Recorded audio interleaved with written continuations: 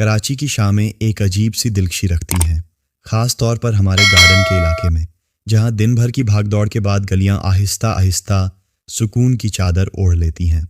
میرا نام ولید ہے اور یہ کہانی میری ہے، یا شاید اس گلی کی، اس بند مکان کی، یا ان اندیکھی مخلوقات کی جو ہمارے وہم و گمان سے کہیں زیادہ حقیقت کے قریب ہوتی ہیں۔ ہماری گلی بھی کسی عام کراچی کی گلی جیسی تھی۔ دن میں بچوں کا کرکٹ کھیلنا، پتنگ بازی کے مقابلے، اور شام ہوتے ہی کونے والے چائے کے ڈھابے پر دوستوں کی محفلیں۔ میں اور میرا دوست حامد اکثر اپنی گلی کے نکڑ پر بیٹھ کر گھنٹوں گپ شپ کرتے۔ ہماری گفتگو کا کوئی ایک موضوع نہیں ہوتا تھا، سیاست سے لے کر کرکٹ تک، اور محلے میں آنے جانے والوں پر تجزیے تک، سب کچھ زیر بحث آتا۔ میری گیلری سے گلی کا پورا منظر صاف دکھائی دیتا تھا۔ سامنے والا مکان شجاع بھائی کا تھا، جو اپنے خاندان کے ساتھ تقریباً 1 سال پہلے کینیڈا منتقل ہو گئے تھے۔ ایک ہنستا بستا گھر اب ایک ویران اور خاموش حویلی میں بدل چکا تھا۔ اس کے بڑے سے آہنی گیٹ پر جھنگ لگنا شروع ہو گیا تھا، اور دیواروں پر جگہ جگہ پودے اگائے تھے۔ ہم لڑکپن میں اسی گھر کے صحن میں کھیلا کرتے تھے، مگر اب اس کی طرف دیکھتے ہوئے بھی ایک انجانا سا خوف محسوس ہوتا تھا۔ حامد اکثر مذاق میں کہتا، یار ولید، یہ گھر اب بھوتوں کا مسکن بن گیا ہے، رات کو اس کی چھت پر مت دیکھا کر، کوئی چڑیل وڑیل نظر آ جائے گی۔ میں ہنس کر ٹال دیتا، ابے چل، کچھ نہیں ہوتا، یہ سب سنی سنائی باتیں ہیں، مگر دل کے کسی کونے میں ایک کھٹکا سا لگا رہتا تھا۔ رات کی خاموشی میں جب سب سو جاتے تو وہ بند مکان مزید پر اسرار اور خوفناک لگنے لگتا تھا۔ اس کی کھڑکیاں ایسے لگتیں جیسے خالی آنکھیں مجھے گھور رہی ہوں۔ یہ اکتوبر کی ایک عام سی رات تھی، ہوا میں ہلکی سی کھنکی تھی اور گلی میں مکمل سناٹا طاری تھا۔ میں اپنے کمرے میں لیپ ٹاپ پر کام کر رہا تھا کہ اچانک محلے کے کتے پاگلوں کی طرح بھونکنے لگے، ایک ساتھ ایک ہی سر میں، جیسے انہوں نے کوئی غیر معمولی چیز دیکھ لی ہو۔ ان کا بھونکنا عام نہیں تھا، اس میں ایک وحشت تھی، ایک خوف تھا جو میرے دل میں بھی اترنے لگا۔ میں نے لیپ ٹاپ بند کیا اور اپنی گیلری کی طرف بڑھا۔ گلی میں اسٹریٹ لائٹ کی مدھم روشنی پھیلی ہوئی تھی۔ کتے بے تحاشا بھونکتے ہوئے سامنے والے بند مکان کے گیٹ کی طرف دیکھ رہے تھے۔ ان کی آنکھوں میں ایک عجیب چمک تھی۔ میں نے غور سے مکان کی طرف دیکھا، سب کچھ ویسا ہی تھا، خاموش، بے حس و حرکت۔ شاید کوئی بلی یا چوہا ہوگا، میں نے خود کو تسلی دی، مگر پھر جو منظر میں نے دیکھا اس نے میرے خون کو رگوں میں جیسے جما دیا۔ شجاع بھائی کے بند مکان کا بھاری بھرکم آہنی گیٹ، جس پر بڑا سا تالا لگا تھا، ایک ہلکی سی چرچاہٹ کے ساتھ خود بخود کھلنے لگا۔ کتے اب بھونکنے کے بجائے خوفزدہ ہو کر غرانے لگے تھے۔ میرا دل حلق میں آ گیا تھا۔ میں نے اپنی آنکھوں کو ملا، شاید یہ میرا وہم تھا، مگر یہ وہم نہیں تھا۔ گیٹ کے اندھیرے سے پہلے ایک لمبا سیاہ سایہ نمودار ہوا۔ وہ کوئی انسان نہیں لگ رہا تھا، اس کا قد عام انسانوں سے کہیں زیادہ تھا، اور اس کے جسم پر جیسے کوئی کالا چوغا لپٹا ہوا تھا۔ اس کے پیچھے ایک عورت نکلی جس نے سر سے پاؤں تک خود کو کالی چادر میں ڈھانپ رکھا تھا۔ اس کا چہرہ نظر نہیں آ رہا تھا، مگر اس کی چال میں ایک ایسی دہشت تھی جو میں نے زندگی میں کبھی محسوس نہیں کی تھی۔ سب سے عجیب بات یہ تھی کہ جیسے ہی وہ دونوں گلی میں آئے، تمام کتے ایک ساتھ ایک ہی لمحے میں مکمل طور پر خاموش ہو گئے، جیسے کسی نے ان کی آواز چھین لی ہو۔ وہ دم دبا کر اندھیری گلیوں میں غائب ہو گئے، اور گلی میں ایک موت کا سا سناٹا چھا گیا۔ وہ دونوں پراسرار وجود آہستہ آہستہ گلی کے کونے کی طرف بڑھے، اور اندھیرے میں یوں غائب ہو گئے جیسے کبھی تھے ہی نہیں۔ ان کے جانے کے بعد بند مکان کا گیٹ اسی چرچاہٹ کے ساتھ خود بخود بند ہو گیا۔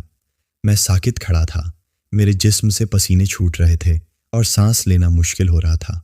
کیا یہ خواب تھا یا کوئی بھیانک حقیقت؟ میں بھاگ کر کمرے میں آیا اور دروازہ بند کر لیا۔ اس رات میں سو نہیں سکا۔ بار بار وہی منظر میری آنکھوں کے سامنے گھومتا رہا، وہ لمبا کالا سایہ، وہ پر اسرار عورت، اور وہ خوفناک خاموشی۔ اگلے دن میں نے حامد کو یہ واقعہ سنایا۔ اس نے حسب معمول میری بات کو مذاق میں اڑا دیا۔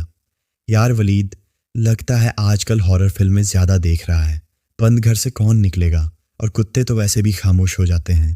حامد، میں مذاق نہیں کر رہا، میں نے اپنی آنکھوں سے دیکھا ہے۔ میری آواز میں ایک لرزش تھی۔ اچھا چل، مان لیا، ہو سکتا ہے کوئی چور ہوں، اس نے کندھے اچکا کر کہا۔ چور؟ جو تالا لگے گیٹ سے نکلیں اور جنہیں دیکھ کر کتے بھونکنا بند کر دیں، میں نے تلخی سے کہا۔ حامد کے پاس کوئی جواب نہیں تھا، مگر اس کے چہرے پر اب بھی عدم یقین تھا۔ میں جانتا تھا کہ جب تک کوئی خود اس تجربے سے نہ گزرے وہ یقین نہیں کر سکتا، لیکن میں جان چکا تھا کہ اس بند مکان میں کچھ تو تھا، کچھ ایسا جو انسانی سمجھ سے بالاتر تھا۔ اس واقعے کے بعد کئی دن گزر گئے۔ میں رات کو گیلری میں جانے سے کترانے لگا، مگر تجسس ایک ایسی چیز ہے جو انسان کو چین سے بیٹھنے نہیں دیتی۔ میں خود کو روک نہیں پاتا تھا اور اکثر رات کو چھپ کر اس مکان پر نظر رکھتا، مگر مجھے دوبارہ کچھ نظر نہیں آیا۔ شاید وہ میرا وہم ہی تھا۔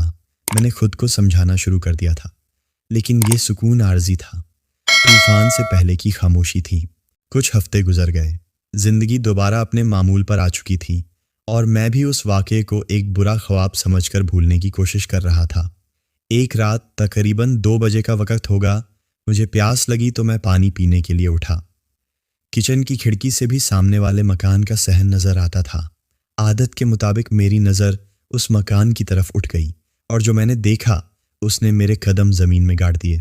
اس بند مکان کے صحن میں جہاں سوکھے پتوں کے ڈھیر تھے، وہی کالی چادر والی عورت کھڑی تھی۔ اس بار وہ اکیلی تھی۔ رات کے اندھیرے میں اس کا کالا لباس اسے مزید خوفناک بنا رہا تھا۔ وہ ساکت کھڑی تھی، جیسے کسی کا انتظار کر رہی ہو۔ میرا دل دھک سے رہ گیا۔ میں کھڑکی سے ہٹنا چاہتا تھا، مگر میرے جسم نے میرا ساتھ دینے سے انکار کر دیا۔ میں بے بسی سے اسے دیکھتا رہا۔ اچانک جیسے اسے میری موجودگی کا احساس ہو گیا ہو، اس نے اپنا سر اٹھایا اور سیدھا میری طرف دیکھا۔ اس کا چہرہ اب بھی چادر کے سائے میں تھا، مگر اس کی آنکھیں، خدا کی پناہ، اس کی آنکھوں کی جگہ 2 دہکتے ہوئے انگارے تھے۔ ان میں سے جیسے سرخ چنگاریاں نکل رہی تھیں۔ وہ آنکھیں نہیں تھیں، وہ جہنم کے 2 دروازے تھے جو سیدھا میری روح میں جھانک رہے تھے۔ جس لمحے میری نظر اس کی آنکھوں سے ملی، میرے جسم کی ساری طاقت ختم ہو گئی۔ میرا خون رگوں میں ٹھنڈا پڑ گیا، زبان گونگ ہو گئی اور حلقہ میں کانٹے چبھنے لگے۔ میں چیخنا چاہتا تھا، بھاگنا چاہتا تھا، لیکن میرا جسم پتھر کا ہو چکا تھا۔ ایسا محسوس ہو رہا تھا جیسے کسی غیر مرئی طاقت نے مجھے جکڑ لیا ہو۔ میں صرف اپنی آنکھیں جھپک سکتا تھا، اور وہ بھی خوف سے۔ وہ عورت مجھے گھورتی رہی اور اس کی آنکھوں کی چمک تیز ہوتی جا رہی تھی۔ مجھے لگا جیسے میری روح میرے جسم سے کھینچی جا رہی ہے۔ میری زندگی کا آخری لمحہ آ پہنچا تھا۔ اچانک گلی سے ہمارے محلے کے بوڑھے چوکیدار رحیم چاچا کی گرجدار آواز آئی۔ وہ بلند آواز میں آیت الکرسی کا ورد کر رہے تھے۔ وہ شاید گشت پر نکلے تھے اور انہوں نے اس پر اسرار وجود کو دیکھ لیا تھا۔ جیسے ہی آیت الکرسی کی پہلی آیت ان کے منہ سے نکلی، اس عورت نے ایک تکلیف دہ انداز میں اپنا سر جھٹکا۔ اس کی آنکھوں کی چنگاریاں مدھم پڑنے لگیں۔ رحیم چاچا ورد کرتے ہوئے اس مکان کے قریب آتے جا رہے تھے، اور ان کی آواز میں ایک روحانی قوت تھی۔ اس عورت نے ایک آخری بار میری طرف دیکھا۔ اس کی آنکھوں میں اب غصہ اور تکلیف صاف نظر آ رہی تھی، اور پھر جیسے ہی رحیم چاچا نے آیت مکمل کی، وہ عورت ہوا میں تحلیل ہو گئی، جیسے وہ کبھی وہاں تھی ہی نہیں۔ وہ سیاہ دھوئیں کی طرح غائب ہو گئی، اور صحن میں صرف سوکھے پتے رہ گئے۔ اس کے غائب ہوتے ہی میرے جسم پر سے وہ گرفت ختم ہو گئی۔ میں کانپتا ہوا زمین پر گر پڑا اور زور زور سے سانس لینے لگا۔ رحیم چاچا بھاگتے ہوئے میرے گھر کے دروازے پر آئے اور دستک دینے لگے۔ میرے والد نے دروازہ کھولا تو میں نیم بے ہوشی کی حالت میں تھا۔ انہوں نے مجھے اٹھا کر کمرے میں لٹایا۔ رحیم چاچا نے میرے والد کو سارا ماجرا بتایا۔ انہوں نے بتایا کہ جب وہ گلی سے گزر رہے تھے تو انہیں مکان کے اندر ایک عجیب سی آہٹ محسوس ہوئی، اور جب انہوں نے غور سے دیکھا تو ایک کالا سایہ صحن میں کھڑا تھا۔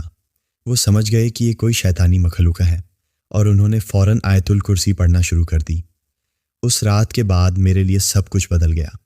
حامد نے بھی جب رحیم چاچا سے تصدیق کی تو اس کا چہرہ بھی خوف سے سفید پڑ گیا۔ اب وہ میرا مذاق نہیں اڑاتا تھا۔ ہم دونوں جانتے تھے کہ شجاع بھائی کا مکان اب انسانوں کے لیے محفوظ نہیں رہا۔ اس واقعے نے میرے دل و دماغ پر گہرا اثر چھوڑا۔ میں کئی راتوں تک ٹھیک سے سو نہیں پایا۔ ہر آہٹ پر چونک جاتا، ہر سائے سے ڈر جاتا۔ وہ دہکتی ہوئی آنکھیں میرے ذہن میں نقش ہو کر رہ گئی تھیں۔ میں نے اللہ سے دعا کی کہ وہ مکان ہمیشہ بند ہی رہے تاکہ کوئی اور خاندان اس عذاب کا شکار نہ ہو، مگر شاید دعائیں ہمیشہ قبول نہیں ہوتیں۔ تقریباً 6 ماہ بعد ہماری گلی میں ایک ٹرک آ کر رکا۔ اس میں فرنیچر اور گھر کا سامان لدا ہوا تھا۔ وہ ٹرک شجاع بھائی کے بند مکان کے سامنے کھڑا ہوا۔ ہمیں پتہ چلا کہ شوجا بھائی نے وہ مکان کرائے پر دے دیا ہے۔ ایک نیا خاندان اس گھر میں منتقل ہو رہا تھا۔ میں اور حامد دور کھڑے یہ سب دیکھ رہے تھے۔ میرے دل میں ایک عجیب سی بے چینی تھی۔ میں چاہتا تھا کہ جا کر ان لوگوں کو سب کچھ بتا دوں، انہیں روکوں، مگر مجھ میں ہمت نہیں تھی۔ لوگ کیا کہتے کہ میں پاگل ہو گیا ہوں، کہ میں انہیں ڈرا رہا ہوں۔ وہ ایک چھوٹا سا خاندان تھا، میاں بیوی اور ان کا ایک بیٹا جس کا نام سلیم تھا۔ سلیم میری ہی عمر کا تھا، ایک خاموش طبیعت اور سلجھا ہوا لڑکا۔ کچھ ہی دنوں میں اس سے میری دعا سلام ہو گئی۔ وہ اکثر شام کو گلی میں ٹہلنے نکلتا اور میں بھی اس کے ساتھ ہو لیتا۔ میں نے کئی بار سوچا کہ اسے اس گھر کے بارے میں بتاؤں، مگر ہر بار جھجک جاتا۔ شروع کے کچھ ہفتے بالکل پرسکون گزرے۔ ان کے آنے سے گھر میں دوبارہ زندگی کے آثار نظر آنے لگے تھے۔ روشنیاں جلتی تھیں، ہنسی مذاق کی آوازیں آتی تھیں، اور وہ بند مکان اب ایک گھر لگنے لگا تھا۔ میں نے سوچا شاید ہمارے جانے کے بعد وہ مخلوق بھی چلی گئی ہو، مگر میں غلط تھا۔ ایک شام سلیم میرے پاس آیا۔ اس کا چہرہ اترا ہوا تھا اور آنکھوں میں پریشانی تھی۔ ولید بھائی، آپ سے ایک بات کرنی تھی، اس نے ہچکچاتے ہوئے کہا۔ ہاں سلیم، کہو، سب ٹھیک ہے؟ پتہ نہیں، مجھے کچھ عجیب لگ رہا ہے۔ پچھلے کچھ دنوں سے رات کو میرے ساتھ عجیب واقعات ہو رہے ہیں۔ میرے دل کی دھڑکن تیز ہو گئی۔ کیسے واقعات؟ سلیم نے بتایا۔ رات کو جب میں سو رہا ہوتا ہوں تو مجھے محسوس ہوتا ہے کہ کوئی میرے کمرے میں آتا ہے۔ اکثر مجھے لگتا ہے کہ وہ امی ہے، لیکن جب میں آنکھ کھولتا ہوں تو کوئی نہیں ہوتا۔ کل رات تو حد ہو گئی۔ میں نے صاف دیکھا کہ امی میرے سرہانے کھڑی مجھے گھور رہی تھیں۔ ان کی آنکھیں بہت عجیب لگ رہی تھیں۔ میں نے ڈر کر آواز دی، امی، تو وہ ایک دم کمرے سے نکل گئیں۔ پھر کیا ہوا؟ میں نے پوچھا۔ میں ڈرتا ہوا امی کے کمرے میں گیا۔ وہ آرام سے سو رہی تھیں۔ میں نے انہیں جگا کر پوچھا تو انہوں نے قسم کھائی کہ وہ اپنے کمرے سے باہر ہی نہیں نکلیں۔ وہ کہہ رہی ہیں کہ میں برے خواب دیکھ رہا ہوں۔ سلیم کی بات سن کر میرے رونگٹے کھڑے ہو گئے۔ یہ وہی ہو رہا تھا جس کا مجھے ڈر تھا۔ وہ مخلوق اب بھی اسی گھر میں تھی، اور اب وہ نئے مکینوں کو اپنا نشانہ بنا رہی تھی۔ میں نے سلیم کو تسلی دی، ہو سکتا ہے نئی جگہ ہے، اس لیے تمہیں وہم ہو رہا ہو، پریشان نہ ہو۔ میں اسے سچ بتا کر ڈرانا نہیں چاہتا تھا، مگر واقعات بگڑتے چلے گئے۔ سلیم روز بروز کمزور اور خوف زدہ رہنے لگا۔ اس نے بتایا کہ اب اسے گھر میں اکیلے ڈر لگنے لگا ہے۔ اسے چیزیں حرکت کرتی ہوئی محسوس ہوتیں، کبھی دروازے خود بخود کھل جاتے اور رات کو کسی کے چلنے کی آوازیں آتیں۔ اس کے والدین اسے ڈاکٹروں کے پاس لے کر گئے، مگر کوئی فائدہ نہیں ہوا۔ وہ اسے وہم اور نفسیاتی مسئلہ قرار دے رہے تھے۔ پھر وہ رات آئی جس نے سب کچھ بدل کر رکھ دیا۔ سلیم کے والد انکل رشید ایک بہت ہی عملی اور مضبوط اعصاب کے انسان تھے۔ وہ ان باتوں پر یقین نہیں رکھتے تھے۔ اس رات سلیم ڈر کی وجہ سے اپنے والدین کے کمرے میں ہی سو رہا تھا۔ آدھی رات کو انکل رشید کی آنکھ کھلی تو انہوں نے دیکھا کہ کمرے میں ایک عجیب سی ٹھنڈک ہے۔ انہوں نے نظر گھمائی تو ان کے حلقے سے ایک دبے دبے چیخ نکلتے نکلتے رہ گئی۔ سلیم کے بستر کے پاس اس کے سرہانے ایک سیاہ ہیولا جھکا ہوا تھا۔ اس کا چہرہ نظر نہیں آ رہا تھا، مگر اس کے لمبے سوکھے ہاتھ سلیم کے ماتھے سے بس چند انچ کے فاصلے پر تھے۔ وہ مخلوق ساکت تھی، جیسے سلیم کی روح کو پینے کی کوشش کر رہی ہو۔ انکل رشید نے ہمت کر کے چیخنا چاہا، مگر ان کی آواز بھی میری طرح حلقہ میں ہی دب کر رہ گئی۔ ان کا پورا جسم خوف سے کانپ رہا تھا۔ انہوں نے اپنی زندگی میں کبھی ایسی دہشت محسوس نہیں کی تھی۔ اس مخلوق نے آہستہ سے اپنا سر اٹھایا اور انکل رشید کی طرف دیکھا۔ اس بار بھی چہرہ اندھیرے میں تھا، لیکن وہ دو دہکتی ہوئی آنکھیں صاف نظر آ رہی تھیں، وہی آنکھیں جو میں نے دیکھی تھیں۔ یہ منظر انکل رشید برداشت نہ کر سکے اور بے ہوش ہو کر گر پڑے۔ ان کے گرنے کی آواز سے سلیم کی والدہ کی آنکھ کھل گئی۔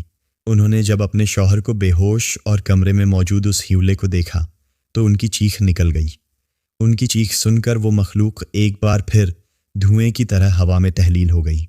اگلی صبح پورے محلے میں یہ خبر پھیل گئی۔ انکل رشید کو ہوش تو آ گیا تھا، مگر وہ شدید صدمے میں تھے۔ وہ بار بار ایک ہی بات دہرا رہے تھے، میں نے اسے دیکھا، وہ میرے بیٹے کو لے جانا چاہتی تھیں۔ اب پانی سر سے گزر چکا تھا۔ میں نے فیصلہ کیا کہ میں انہیں سب کچھ بتا دوں گا۔ میں ان کے گھر گیا اور انکل رشید کو اپنا اور رحیم چاچا کا سارا تجربہ سنایا۔ میری بات سن کر انہیں یقین آ گیا کہ یہ ان کا وہم نہیں تھا، بلکہ ایک بھیانک حقیقت تھی۔ انکل رشید نے فوراً ایک عالم دین سے رابطہ کیا۔ وہ ایک بزرگ اور پہنچے ہوئے شخص تھے۔ وہ ان کے گھر تشریف لائے۔ انہوں نے گھر کا جائزہ لیا اور کچھ دیر آنکھیں بند کر کے کچھ پڑھتے رہے۔ پھر انہوں نے آنکھیں کھول کر کہا، یہاں کوئی بھوت یا چڑیل نہیں ہے، یہ ایک پرانی مخلوق ہے، شاید جنات میں سے، جس کا بسیرا اس جگہ پر تھا۔